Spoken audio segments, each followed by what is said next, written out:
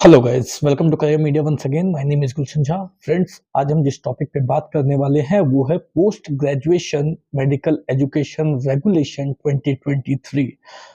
Authority की तरफ से पीजीएमईआर 2023 पब्लिश की गई है।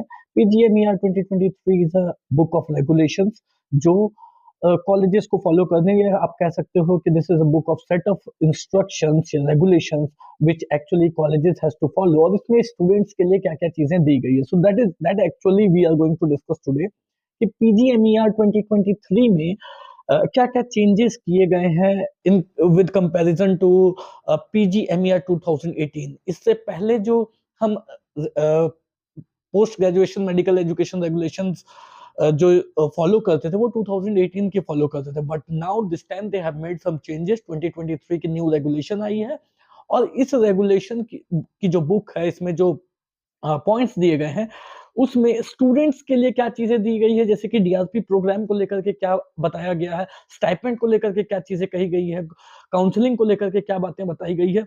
इन सभी बातों पर हम डिस्कशन करेंगे and we will try to come on a conclusion. एक कंक्लूजन पे आने की कोशिश करेंगे कि क्या क्या चीजें इसमें स्टूडेंट के फेवर में दी गई और किस कौन-कौन से पॉइंट्स हैं, कौन-कौन सी ऐसी चीज़ें हैं जो जिसके बारे में इसमें नहीं दी गई है, जो अ, जिसका होना बहुत ज़रूरी था इस रेगुलेशन में। So let's start. सबसे पहले तो there are 6 new medical courses, 6 new medical courses जो हैं वो स्टार्ट किए जा रहे हैं, व्हिच इंक्लूड्स पीजी कोर्स, उस पीजी में भी होगी, एसएस में भी होगी, डिप्लोमा कोर्सेज़ भी होंगी। इनको इंक्लूड करके या फिर पोस्ट डॉक्टरल जो कोर्सेज होते हैं, सर्टिफिकेशन कोर्सेज, उनको इंक्लूड करके total 6 new courses are going to be started from this year and this year means 2020-24 2023 की रेगुलेशन है। All these points are going to be implemented from 2024 onwards, right. So इस साल से 6 new courses include किए जा रहे हैं। Broad speciality, SS, diploma courses, post doctoral certification courses को मिला करके, राइट। इसके बाद जो सेकंड पॉइंट है वो ये है कि काउंसलिंग को लेकर के बताया गया है कि काउंसलिंग ऑनलाइन होगी and that will be a common counselling. We all know, अगर हम 2023 की बात करें तो जस्ट काउंसलिंग स्टार्ट होने से पहले एक नोटिफिकेशन सर्कुलेट हुई थी जिसमें ये कहा गया था कि अब से कॉमन काउंसलिंग होगी। कॉमन काउंसलिंग का क्या मतलब है कि अभी तक क्या हुआ होता है कि स्टेट्स अपनी काउंसलिंग अलग करते हैं और सेंट्रल अपनी काउंसलिंग अलग करते हैं, राइट। तो ये क्या हुआ कि स्टेट स्पेसिफिक काउंसलिंग भी होती है और सेंट्रल स्पेसिफिक काउंसलिंग भी होती है, बट कॉमन काउंसलिंग का मतलब है कि एक कॉमन प्लेटफॉर्म पे ही स्टेट और सेंटर की काउंसलिंग दोनों को कंडक्ट कराया जाएगा, which will definitely in the favour of students. कुछ एडवांटेज भी होंगे इसके और कुछ डिसएडवांटेज भी होंगे, उस पे हम कभी और चर्चा करेंगे कि कॉमन काउंसलिंग की क्या एडवांटेज और डिसएडवांटेज होती है। बट कहीं ना कहीं जो स्टूडेंट्स के मन में बहुत ज्यादा कंफ्यूजन होती थी कि कौन सी स्टेट के लिए कौन सी फॉर्म भरनी है या नहीं भरनी है, वो कहीं ना कहीं स्टूडेंट्स के मन से अब वो कहीं ना कहीं ईज आउट हो जाएगी कॉमन काउंसलिंग के होने से। और ये काउंसलिंग जो होगी वो कंप्लीटली ऑनलाइन होगी। They will not be any kind of offline counselling. कोई भी ऑफलाइन काउंसलिंग या ऑफलाइन मोड इसमें जो है वो इन्वॉल्व नहीं रहेगी। So this is the second point. Now come to the third point. DRP programme के बारे में बताया गया है दैट जो कंपल्सरी रेसिडेंशियल रोटेशन है, लाइक डीआरपी प्रोग्राम आप लोगों को पता होगा, डिस्ट्रिक्ट रेसिडेंसी प्रोग्राम जो है, इसके तहत ये बताया गया है कि हर एक पीजी स्टूडेंट को एटलीस्ट 3 मंथ्स के लिए रूरल एरियाज में जो है वो प्रैक्टिस करनी होगी।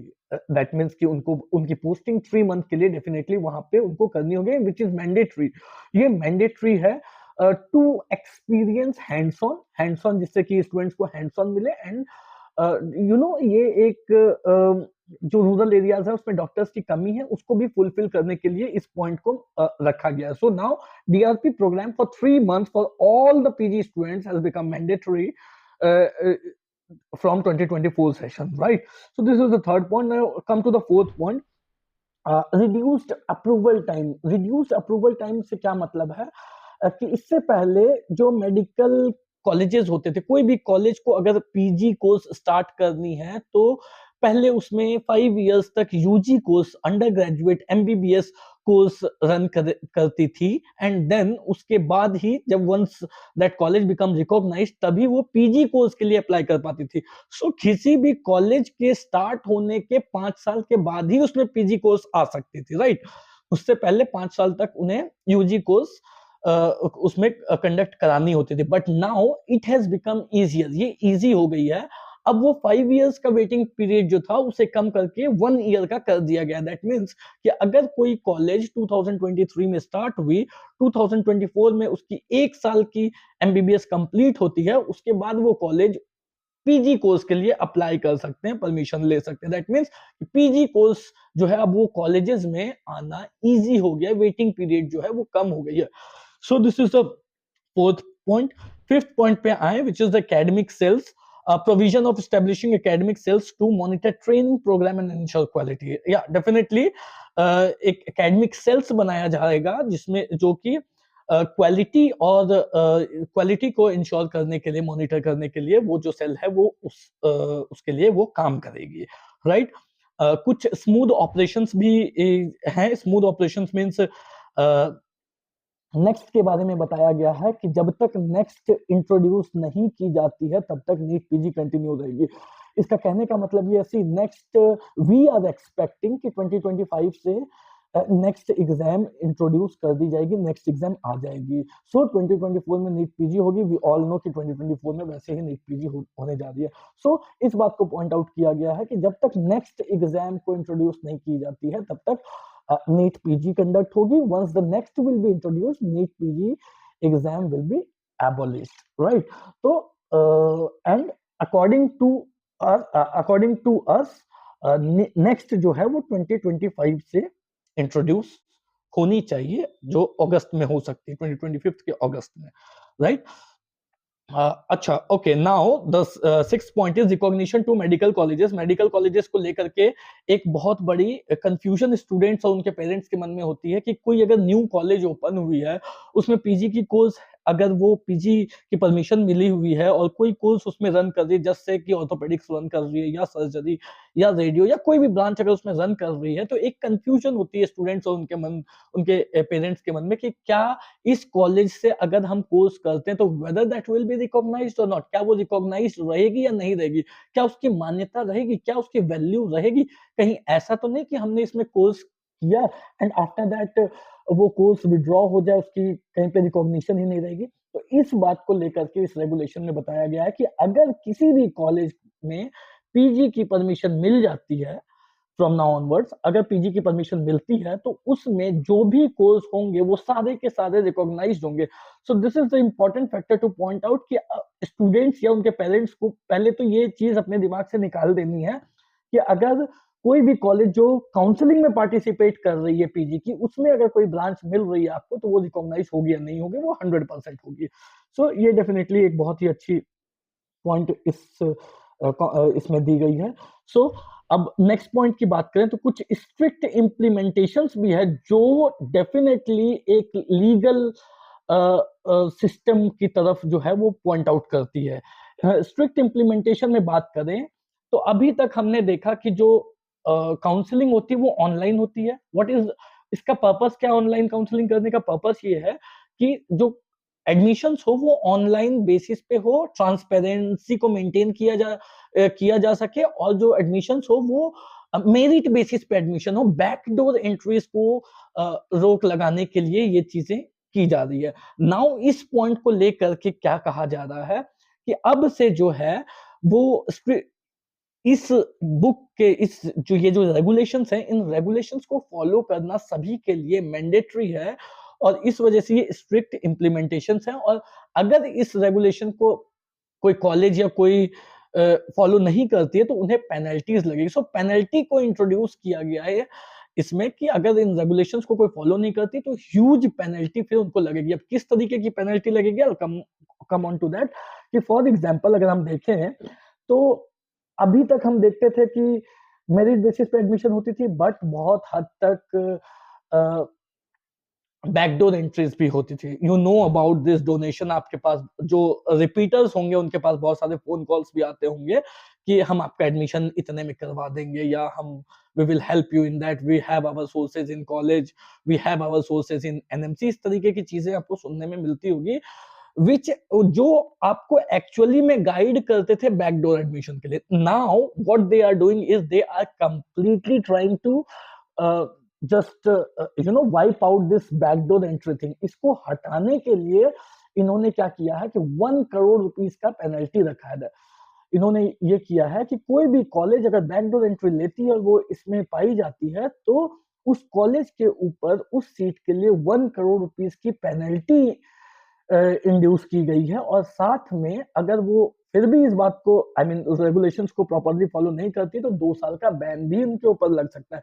सो ये पेनल्टी जो है वो इसमें इस बार के रेगुलेशन में इंड्यूस की गई है। अगर आप बैकडोर एंट्री से पाए जाते हो, अगर आप बैकडोर एंट्रीज लेते हो, दैट मीन्स कि ये कहीं ना कहीं मेरिट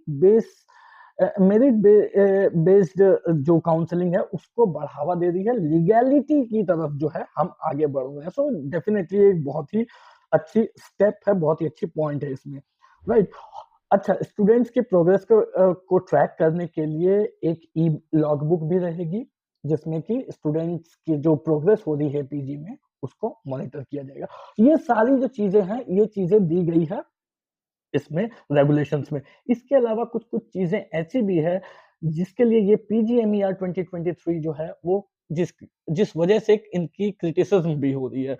जिन चीज जो और कुछ इंपॉर्टेंट फैक्टर्स हैं जो इसमें नहीं दी गई है, उस पर हम आते हैं, जो इनको देना चाहिए था, जो पॉइंट आउट करना चाहिए था, जिस पर क्लैरिफिकेशन पीजीएमईआर 2023 में होना चाहिए था, जो एक इंपॉर्टेंट पॉइंट्स हैं स्टूडेंट्स के पॉइंट ऑफ व्यू से, जिसमें स्टाइपेंड भी आती है, जिसमें वर्किंग आवर्स भी आती है, स्टूडेंट्स की मेंटल हेल्थ आती है। तो इन चीजों को लेकर के पीजीएमईआर 2023 की क्रिटिसिज्म भी हो रही है। आते हैं उस पॉइंट पे कि एक्चुअली में क्या क्या चीजें इसमें क्लियर नहीं की गई है, जो अगर ये क्लियर करते हैं तो definitely Indian medical education system जो है वो बेटर और हो सकती है, और स्टूडेंट्स के वेल बीइंग के लिए, स्टूडेंट्स के को केयर करने के लिए, उनकी मेंटल हेल्थ को सपोर्ट करने के लिए ये पॉइंट बहुत जरूरी है। जैसे सबसे पहले हम बात करें तो वर्किंग आवर्स क्लैरिटी नहीं दी गई है। इसमें ये चीजें बताई गई है कि जो पहले क्या था कि किसी प्रकार का प्रोविजन नहीं था, जूनियर डॉक्टर्स ऑल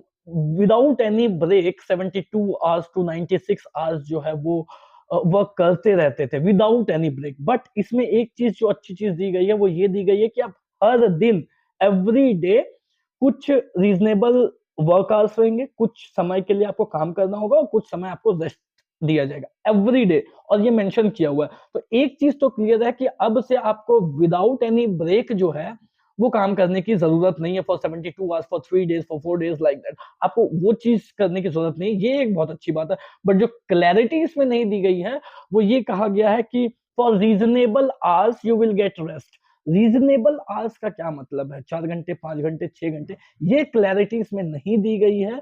सो इस बात की क्लैरिटी इस पीजीएमईआर रेगुलेशन में देनी चाहिए था, जिससे कि स्टूडेंट को पता तो चले कि आखिर हमें कितनी देर तक काम करना होगा और कितनी देर तक रेस्ट हमें करने का टाइम दिया जाएगा। इसी वजह से स्टूडेंट जो दूसरी पॉइंट है वो ये है कि स्टूडेंट अगर बर्नआउट होते हैं या फिर वो जब फेड अप हो जाते हैं तो उसको एड्रेस करने के लिए कुछ मेजर्स नहीं दिए गए हैं कि उन चीजों को रोकने के लिए स्टूडेंट की बर्नआउट, जैसे रेगुलर वर्किंग आवर्स रहती है, उसके बाद फिर स्टूडेंट अगर बर्नआउट हो जाते हैं तो उसको रोकने के लिए कुछ किसी प्रकार की मेजर्स नहीं दी गई है। सो ये बहुत जरूरी थी इस लॉग बुक में देना, इस रेगुलेशन में देना। Third point, stipend irregularities.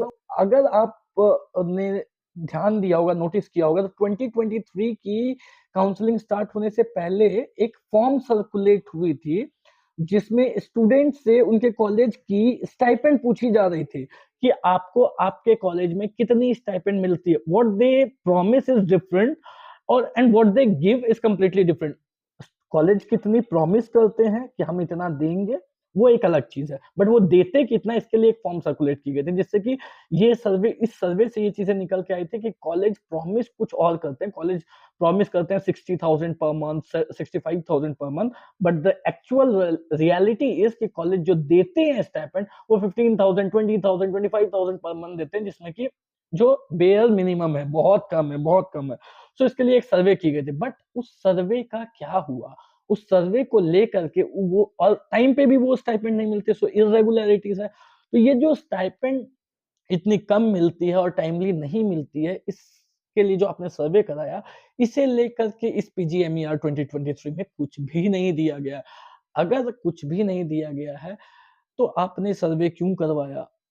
You know what, I am trying to figure out कि आपने सर्वे कराया, उसके लिए स्टूडेंट ने अपना उस फॉर्म में अपना नाम भी फिल किया, कौन से कॉलेज में है वो, कौन से ब्रांच में है, उसके ऊपर कॉलेज वाले एक्शन भी ले सकते हैं। तो कॉल, बट स्टूडेंट ने अपना जो रिस्क है वो देखते हुए अपनी प्रॉब्लम आपसे शेयर की, बट जब स्टूडेंट ने रिस्क लिया तो what they have in this regulation regarding that risk, उस रिस्क को लेकर स्टूडेंट के लिए इसमें क्या है, स्टाइपेंड इरेगुलरिटीज को लेकर के क्या है, कुछ भी नहीं। सो this is a matter of concern, this is a matter of criticism, right. तो ये चीजें जो है, और एक बहुत इंपॉर्टेंट चीज जो क्रिटिसाइज करने वाली इसमें है वो ये है कि आर्टिफिशियल इंटेलिजेंस को लेकर के करिकुलम में किस तरीके से आर्टिफिशियल इंटेलिजेंस को इंक्लूड करना, या करिकुलम में कैसे उसे इंटीग्रेट करना है, इसे लेकर के कुछ भी चीजें नहीं दी गई है। Why I am telling this artificial intelligence, क्योंकि आज के टाइम में एआई इज बूमिंग। आप, we all know that radiology in 4 or 5 years going to be completely dependent on AI। तो जब आपके ब्रांचेस में जो मेडिकल सिस्टम है वो एआई पे completely after 4 to 5 years will see कि ये कंप्लीटली डिपेंड होने वाली है। हो सकता है 4 to 5 years ना भी लगे, बट स्टिल अगर 4 to 5 years लगते भी हैं तो आर्टिफिशियल इंटेलिजेंस को आपको करिकुलम में ऐड करना है और उसको इंटीग्रेट करना, उसको लेकर के आपने इस रेगुलेशन में कुछ भी नहीं दिया है। आपको देना चाहिए था, क्योंकि ये स्टूडेंट के फ्यूचर की बात हो रही है। सो गाइज, ये कुछ पॉइंट्स थे जो मुझे आपसे शेयर करने थे, डिस्कस करने थे। आई होप आपको पॉइंट्स समझ में जरूर आए होंगे। अगर फिर भी कोई डाउट हो, कुछ पूछना हो, तो you can give us call on the number given. Thank you so much. Have a nice day.